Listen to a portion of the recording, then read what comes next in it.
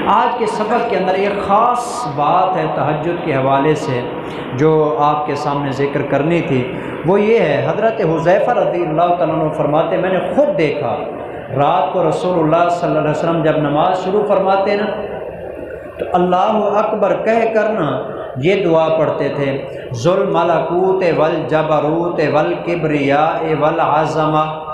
ये दुआ शुरू फरमा रहे हैं जी। ये सुबहानक अल्लाहुम्मा से पहले रसूलुल्लाह सल्लल्लाहु अलैहि वसल्लम पढ़ते थे।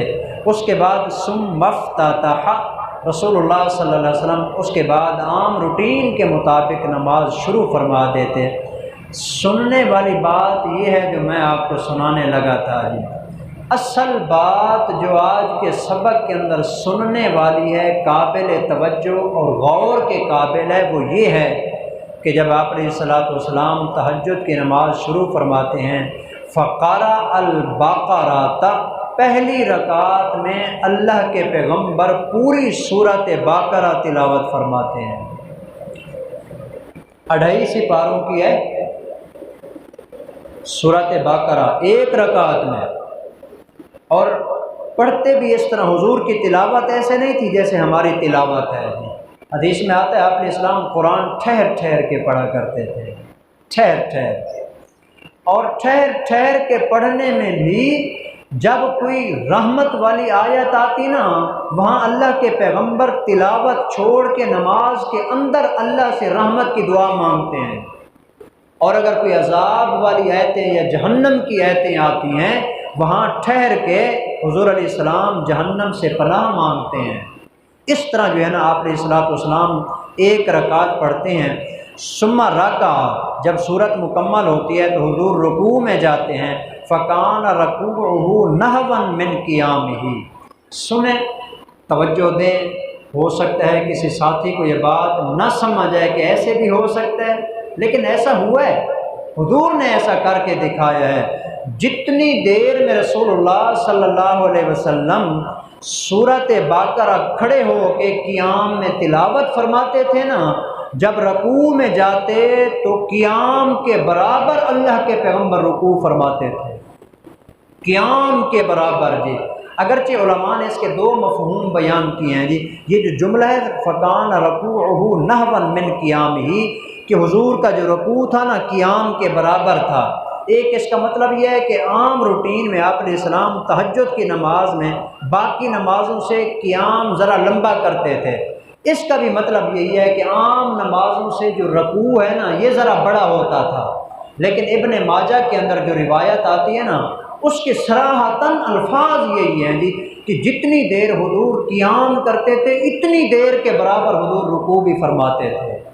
बहुत लंबा रकू करते थे। और रकू में कहते क्या हैं, एक ही जुमला है, बार बार कहते हैं सुबहान रब्बियल अज़ीम, सुबहान रब्बियल अज़ीम। सुम्मा रफ़ा रअसहू, फिर रकू से आप सर उठाते हैं।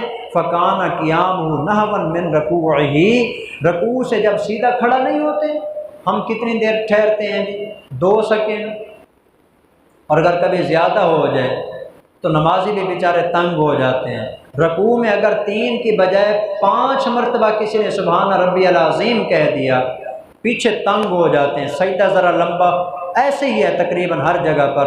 नमाज थोड़ा सा 2-4 मिनट भी ऊपर नीचे हो जाए तंगी महसूस होती है।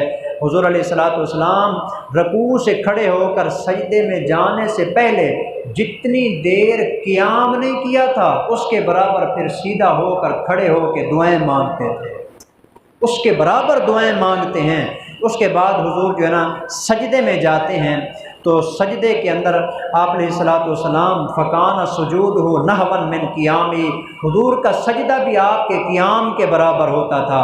और सजदे में आप फरमाते थे सुबहान रब्बियल आला, सुबहान रब्बियल आला, सुबहान रब्बियल आला, अल्लाह की तारीफ़ दी।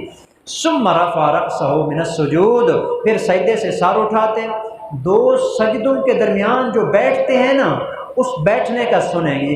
वकाना यक़अदु फ़ीमा बैन सजदतैन नहवन मिन सुजूदिही, जितनी देर आपने सजदा किया था 2 सजदों के दरमियान उसके बराबर बैठा करते थे। आपने इस्लाम की ये नमाज है। वकाना यकूल, और दो सजदों के दरमियान एक नई दुआ है जी, जो आज पहली दफ़ा सुन रहे हैं जी। ये आपने इस्लाम दुआ मांगते थे। वकाना यकूल, आप फरमाते थे रब्बिग़फिरली रब्बिग़फिरली रब्बिग़फिरली, बार बार अल्लाह मुझे माफ़ कर दे, अल्लाह मुझे माफ़ कर दे, अल्लाह मुझे माफ़ कर दे। फसल्ला अरबा रकातिन, आपने इस्लाम 4 रकात पढ़ते थे जी। आपने इस्लाम की आम रूटीन जो नहीं थी तहज्जुद के हवाले से 4-4 रकात इकट्ठी करके पढ़ते थे जी। तहज्जुद की नमाज 2 भी पढ़ सकते हैं, 4 भी पढ़ सकते हैं जी। बल्कि नफिल नमाज जो है ना, चलो बात आई है तो समझा दूँ, नफिल नमाज बाकायदा तौर पर अगर कोई बंदा 8 रकातें इकट्ठी भी पढ़ता है ना, वो भी पढ़ सकता है। 8 रकातों की इकट्ठी नियत कर ले, हो सकती है। हर 2 रकात के बाद बैठे और हर 2 रकात के बाद तशहुद पढ़ के ना फिर खड़ा हो जाए, उसके बाद फिर नए सिरे से शुरू कर दे जी। ये भी हो सकता है। आप 4 रकात पढ़ते थे, उसके अंदर पढ़ते क्या हैं जी? ज़रा आखिरी जुमला है हदीस पाक का, आप इन 4 रकातों में क्या पढ़ते थे? 4 रकातें, 8 रकातें आप पढ़ते थे। 4 रकातों में हुजूर जो पढ़ते थे, क़राअ फ़ीहिन्ना, आप 4 रकातों में जो जो सूरतें पढ़ते थे, नंबर 1 अल बकरा व आल इमरान वन निसा वल माइदा, ये 4 सूरतें हैं अल्लाह के पैगंबर सल्लल्लाहु अलैहि वसल्लम 4 रकातों में पढ़ा करते हैं। 4 सूरतें आप अलैहिस्सलाम पढ़ते हैं। ये तकरीबन 6 सिपारे जाके बनते हैं। आप अलैहिस्सलाम जो है ना ये 4 रकातों के अंदर मुकम्मल कर देते हैं। तो बहरहाल जी बता मैं ये रहा था, आप अलैहिस्सलाम बावजूद इसके कि पैगंबर थे फिर भी इतनी मेहनत करते थे। इसलिए हमें भी चाहिए कि मौका ब मौका हम भी थोड़ा सा इसको समझें और गौर करें। अपनी ज़िंदगी के अंदर जो है ना कभी कभी मौका मिले तो तहज्जुद पढ़ें, और तहज्जुद नहीं तो कम अज़ कम फ़राइज़ का ज़रूर एहतमाम करें। मेरे भाइयों, फ़राइज़ के बग़ैर कोई ज़िंदगी नहीं है। वो मुसलमान कैसा है कि जो फ़र्ज़ नमाज पढ़ने के लिए तैयार नहीं है। तो इसलिए फ़राइज़ का खूब एहतमाम करना चाहिए, और तहज्जुद का भी मौका मिले तो इसका भी एहतमाम करना चाहिए। अल्लाह जल्ला शान हमें इसके ऊपर अमल करने की तौफ़ीक़ अता फ़रमाए। वमा अलैना इल्लल बलाग़।